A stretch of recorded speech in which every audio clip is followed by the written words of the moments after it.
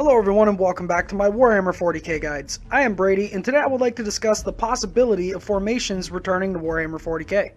First off, as a Canadian, I feel the need to apologize for not posting a video in the past week. I've been getting over a cold that turned into the flu and didn't want to record when I sounded sick, but now that I'm feeling better, I figured it was time to get back to recording. With that said, I posted an update on my Facebook page a couple of days ago talking about why there was no video this week, so if you want to keep up to date with the channel and get updates on videos I'm currently working on, then consider liking and following me on Facebook. I'll have a link in the description. Also, I got a new microphone in the past couple of days, so let me know if you guys like this new sound better or if you liked the old one better, but yeah, I would like to know what you guys think about this. So that's why I'm sounding different if you guys were wondering why I sound different. So with that out of the way, before I start discussing the new changes that Games Workshop might implement with formations, this video was sponsored by themagnetbaron.com. They offer magnets of all sizes, magnetized movement trays, and magnetized flight stands, all for a great price. So if you're looking at picking up some magnets to make your models easier to transport or even to change their loadouts, then check out themagnetbaron.com. I will have a link to their website in the description.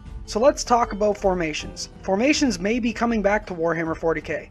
So for those of you who weren't around for 7th edition, formations were types of detachments that consisted of certain predetermined units that gave buffs to all the units in that detachment or some sort of special rule for your army. So to give an example, in my now non-existent Khorne Daemonkin army, there was a formation called the Gore Pack that consisted of, I believe, 2 to 4 units of Khorne Fleshhounds and 2 to 4 units of Chaos Space Marine Bikers.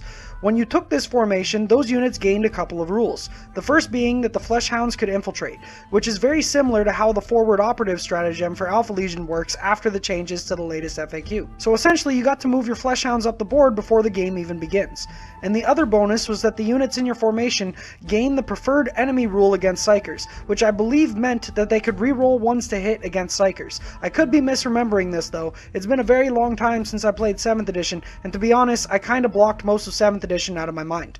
But with that said, the point I'm trying to make is that you would bring a formation that requires certain units, and those units would get buffs of some sort. So it's very similar in how the current detachments work in 8th edition, except that you could only bring specific units and it gave buffs to those units instead of command points, because command points didn't exist in 7th edition. So that's essentially what formations were. So now let's talk about the implementation of formations in 8th edition and how they are different. So one of my patrons showed me an article from spikybits.com stating that formations were coming back in 8th edition but in a different way from 7th edition, but they would still have similar functions as they used to. The source for this information comes from someone that goes by Hobby Hero Garo, who to be honest, I have no clue who he is. But from looking at his Facebook page, he just seems like a guy that really likes Games Workshop and enjoys talking about their new products. So what the article and Mr. Garo said is that the formations are in a campaign book that is soon to be released called Vigilus Defiant. And these formations can be used in narrative or match play games, meaning these will be usable in tournaments. So how these new formations are going to work is through the current detachment system,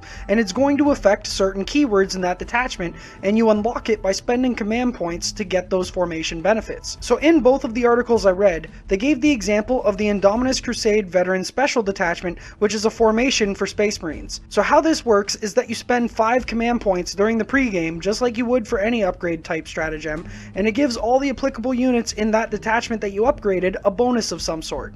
With the Indominus Crusade Veteran Special Detachment as the example, they stated that this will mean all keyword Primaris units in that detachment will gain a bonus and become veterans. And although it's not stated what the bonus is actually going to be, I would speculate it's +1 attack and +1 leadership or something like that, since when you compare a normal Marine to a veteran Marine, those are the only differences. But for all we know, there could be other benefits that are included or new rules entirely that we don't really know about. The article also states that these formations are not detachments themselves like they previously were in 7th edition, and with these new formations it's more or less just an upgrade to any current detachment you make, but the buffs only apply to certain units based off of keywords. So for an example, you can make a battalion with a Primaris Captain, a Primaris Lieutenant, 3 squads of Intercessors, and 2 units of Devastators, and then during the pregame you spend the 5 command points to make that detachment the Indominus Crusade Veteran Special Detachment, which will mean everything in that detachment with the Primaris keyword will gain the benefits. So in this example,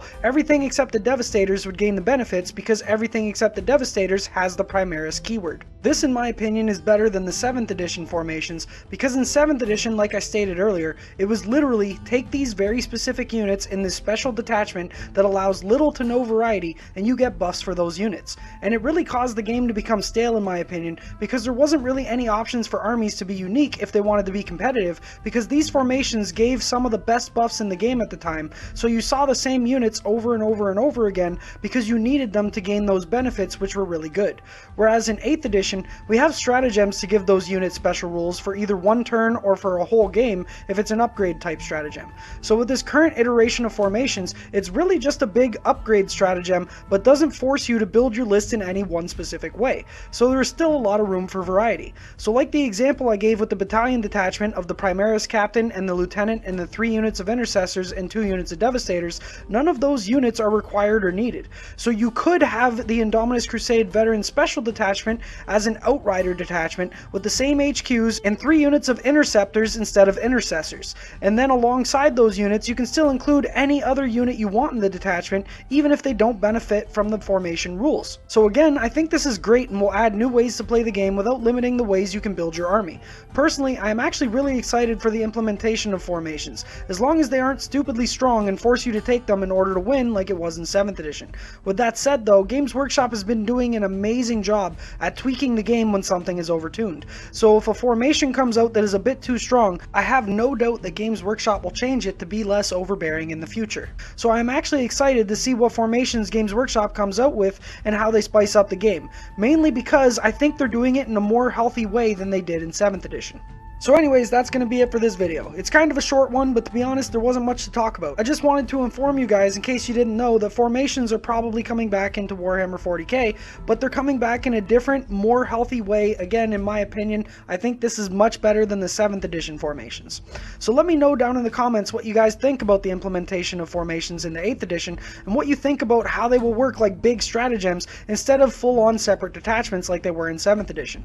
Also, don't forget to check me out on Patreon, since Patreon is the best way to support the channel and it allows me to continue making these videos. I offer basic coaching and list critiquing for only $5, which comes with exclusive access to the Almost Pro Gaming Discord server. If you're not interested in that kind of help but would still like to support the channel, then still consider subscribing on Patreon for that as well. Anyways, thanks for watching the video, consider leaving a like and subscribing if you haven't already, and I will see you in the next video. Happy wargaming!